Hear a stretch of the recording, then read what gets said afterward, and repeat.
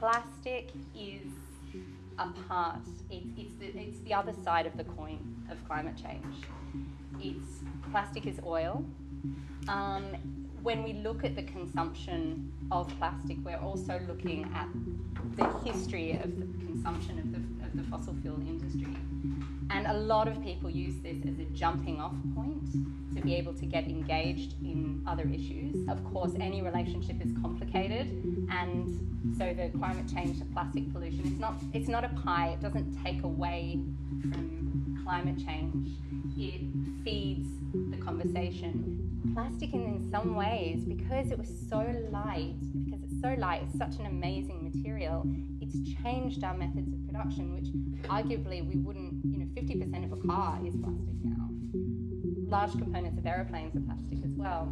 So would we even be at this point if we hadn't had plastic? Do we need to kind of change how advertising is seen so that we kind of include warnings about climate change? In the same way in which cigarette packs now say, if you smoke this, it will kill you, whether we need to introduce labeling on kind of fast fashion or kind of airline companies that said, you can do this, but the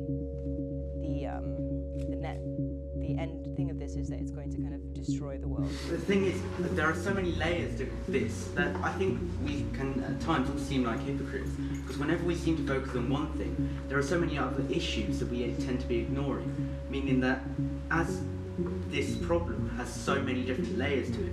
For example, recycling a glass bottle might sound like a good idea, but actually recycling glass requires more energy than making it, meaning it does have a negative effect sometimes. All of these things, it's basically like an impossible puzzle because so many different layers to it.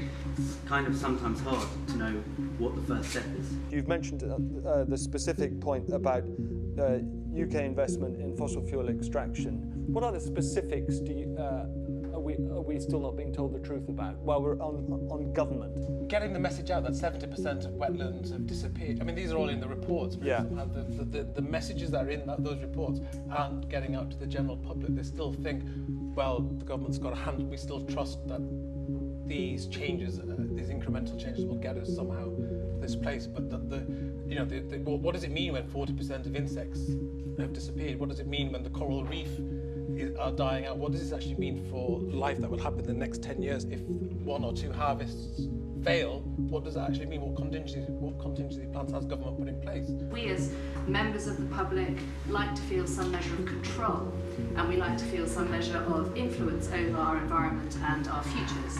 And I think that's why, in many ways, and we as the public are very bad at understanding root causes and what's really driving complex systems, we like to feel that we are doing something.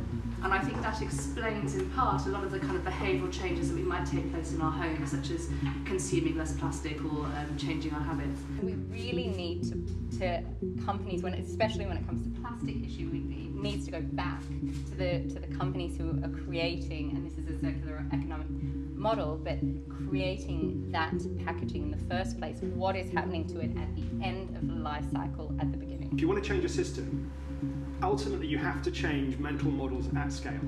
So you have to change the way people think. And that's the real challenge.